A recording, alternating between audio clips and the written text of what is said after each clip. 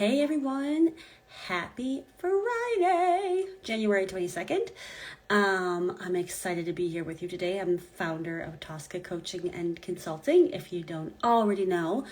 So this is my Feisty on Friday platform, and this is when I talk about whatever is on my mind.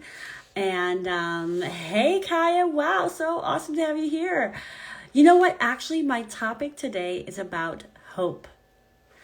And I really was starting to think about, how this week brought everybody so much hope, right? Like it feels like a new beginning, all that stuff.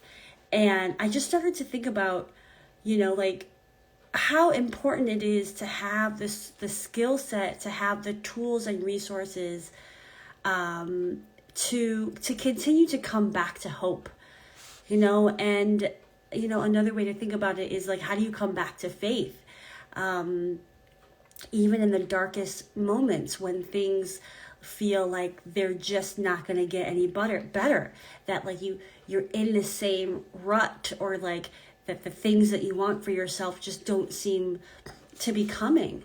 And I think that, I was listening to, I think it was like actually Barack Obama's interview with Oprah, right? And like he talked about hope and how, it's the people. I'm not going to like paraphrase as well, but like it's kind of like his paraphrase with like my take on it, which is like that people who have seen and understand and have been like at their worst, and have empathy for others who they've seen be at their worst and be in really difficult times and have to sacrifice so much. Like that's really where that true audacity of hope comes from, because and you can acknowledge the difficulty, and in spite of that, you can still see and hold on to the light at the end of the tunnel.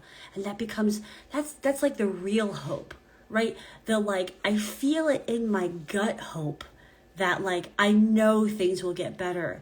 And I think it is true that like, it is through our ability to have gone through the darkness that we know that we got out of it. And so we can know also that the next time we get into that same place, we can hold on to hope, because we know that there is another side. And I think sometimes, when we forget that we've made it through difficult times, that we've seen it before, that we can do it again, that helps us to hold on to hope. And I think I just wanted to talk about it at a time when I think a lot of us are feeling very high on hope, and I just want to serve as a reminder, right, that new beginnings can happen every day and every moment. Yes, even on a Friday at 3:30, like we can shed the layers, we can let go of what's happened already today and say, I can start anew. And I think that in those times in our lives, and even in those moments in our lives where we feel like we have a clean slate, right? Like our whole like mindset shifts, because it's like, oh, I can be and do anything I want because I feel like I have this clean slate. And you know what? It doesn't take moving to a new city. It doesn't take moving to a new country. It doesn't take getting a new job to feel that same sense of clean slateness, that same sense of hope that you can be and you can do whatever it is that you want. And so hope is always available to us, even when things get dark and things get challenging. And I think about, I just lost it. I had a thought and I lost it. I think that, like there's, even in this moment where we have a lot of hope, there's also these realities, right, that they're kind of pressing up against us, right? Like the realities of how long it will take to really get COVID under control. The realities of everything that was an issue in the previous administration is still an issue, right? Like that those things don't go away. But yet giving ourselves this breath, like this moment to say, but there's reason to be hopeful.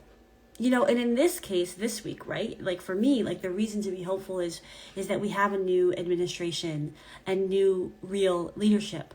But I think in every moment, in whatever the situation is, we can stop and we can say, where is there hope? Whether it's on the job and you're dealing with the same people that you've been dealing with, whether it's you're dealing with a health issue, you're dealing with some pain, in the love realm, that we have to just come back to where is the hope, and how can I allow myself to hang on that note, on that thought, on that feeling. It's a muscle, and I think it's a great time to build those muscles, right, in the easier times, right? It's harder to build a mentality of hope when you are in the depths of your deepest despair, right? But it's easier to build the muscle of hope when you are already feeling it. And so each day it can become a practice of where do I want to bring hope into my life, for the things that I want to bring into it. It's kind of like when you think about any practice, right? A yoga practice, a meditation practice, breath work, exercise routine, whatever.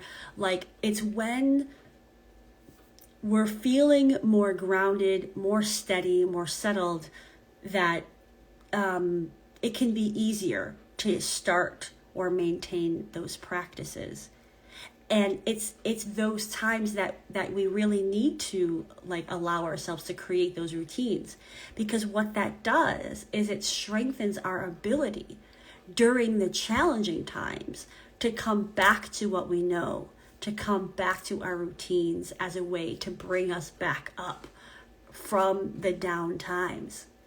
And sometimes I think with hope, I was thinking a little bit about this. Sometimes we need a little bit of nudge, like the memory that came up for me. I remember I had a jaw surgery, and my jaws were wired shut, and I had some cartilage that was like taken from my hip and my head. Like it was a major surgery. I was like 17 at the time, and at that time, it's like I knew like, oh, this surgery is gonna suck. And then like I was in the hospital, in recovery. I was in the hospital for like a week, and I was really just like depressed. I'm sitting here going, my fucking jaw's wired shut.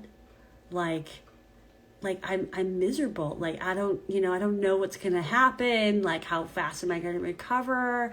Right? Like just the hospital in general can kind of make you feel like crap. And I just was in this real blah place.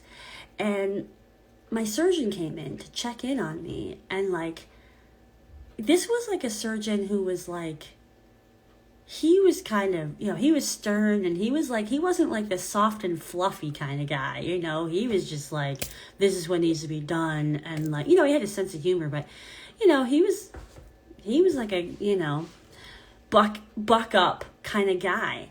And I remember he said to me, you gotta like, I don't know what he said exactly, but the sentiment was something like, you just gotta get through this, you just gotta keep going. It was something like that. He was like being my cheerleader, and I really needed that. Like, I really needed a cheerleader in that moment to tap into my hope that, like, going through that experience was going to lead to something better, because it didn't feel better at the time, So I think sometimes we have to remember that yeah, hope is an inside job, but we also have the ability to help other people find that hope and that faith in those difficult times. And there's like no greater gift. There's no greater gift. And Coach Kaya is on, and she's been a big part of helping me find that hope in a really difficult time. Yeah, Bravery Consulting, thanks for joining. I'm glad you agree with these sentiments that we have to come back to faith, whatever that is, and for how we each define it. And how do we practice that muscle of coming back to faith? And I heard this definition of faith that I really loved, and I can't remember if it was Simon Sinek or Brene Brown, but I was listening to the podcast Dare to Lead, where Brene Brown was interviewing Simon Sinek. By the way, it was an awesome interview. It was about his new book, The Infinite Way, I think, The Infinite Path, something like that. And the definition of faith, I think, that he had was that the belief that you're part of a team, even though you're not sure who the players are yet, And I was like, oh, that's awesome, right? Like, because the players can be like people, the players can be, your spiritual guides, it could be whoever you believe in, it could be whatever, the trees, like, who's on my team? I just have faith, right? That I have a team that believes in me, that's pushing me, that will help propel me forward. And I thought, wow, what a great, I'm going to lean on that, I'm going to lean on that when I'm struggling, that I have a team out there, and I know a lot of the players, I don't know all of them, and I'm just going to trust that, they're on my side, And so that's, I think hope is also, it is a team sport, right? It doesn't have to be, you necessarily conjuring it all up on your own. It can be a process that you enlist support for.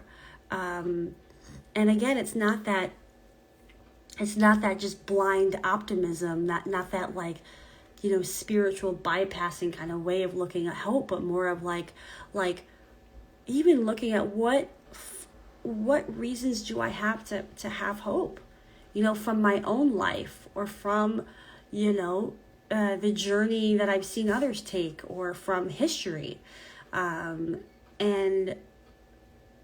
I think that there's also this idea, right, about when you think about the people that, giving hope to others can also help us gain more hope for ourselves. Absolutely, right? It reinforces, it can really reinforce, right?